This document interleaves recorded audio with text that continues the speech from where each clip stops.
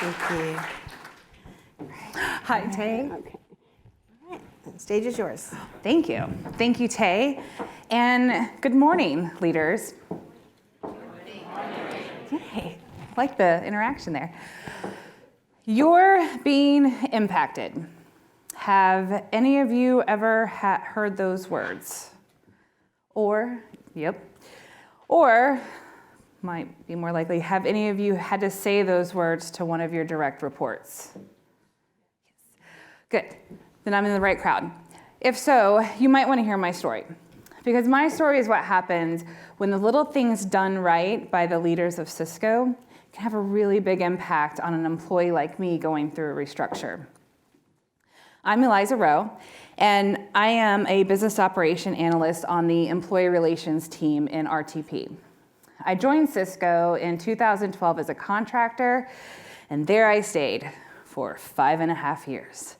I switched teams a couple times. I worked for a couple different vendors. Life happened. I adopted a dog, bought a house, got married, started a family, all the while applying for blue badge roles here at Cisco. And then it finally happened. About 2 years ago, I accepted an offer for my first real Cisco job. I was pumped. I was finally a Cisco employee. And I wasn't just excited about the really cool benefits, and they're really cool benefits, Fran, #1 place to work. I was really excited to interact with the communities like Connected Women and network with fellow culture advocates. And then it came crashing down. I had that dreaded "you're being impacted" meeting. I would like to stand up here and tell you in a very dramatic way how angry I was and all the 4-letter words I was saying in my head to my manager. But the truth is, I was just really sad. I love Cisco. I didn't want to go anywhere. I was also scared. You see, at home, I had 2 toddlers and I was 5 months pregnant.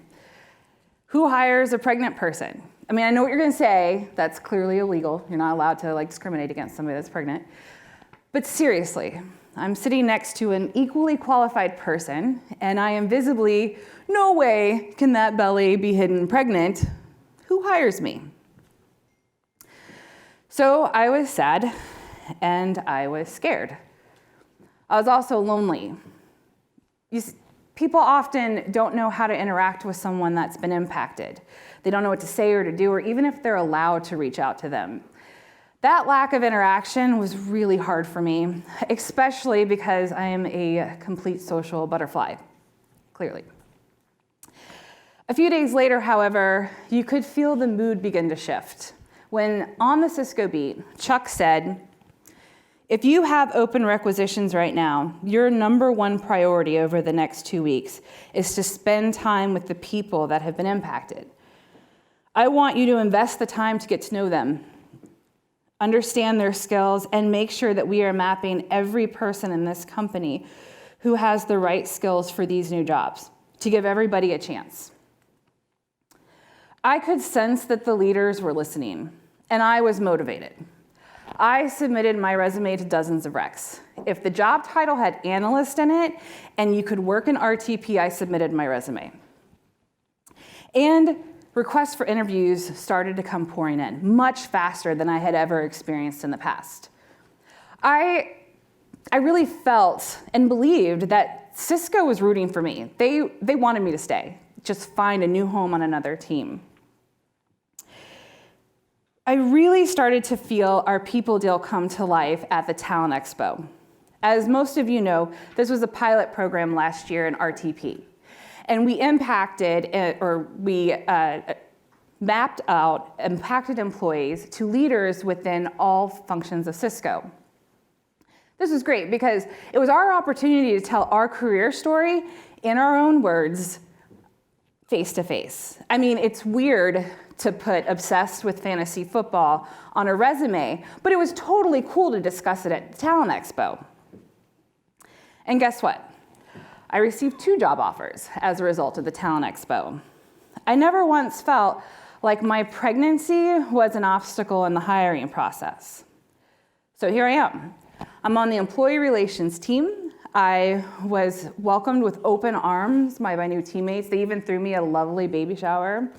And then I went out on maternity leave.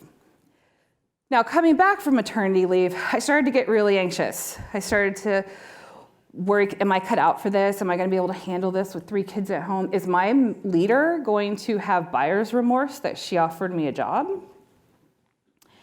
And so I went into the first week full of nerves, very overwhelmed.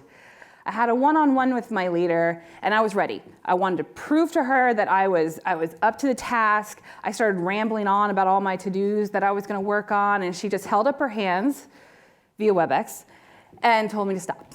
She said, Eliza, what can we do?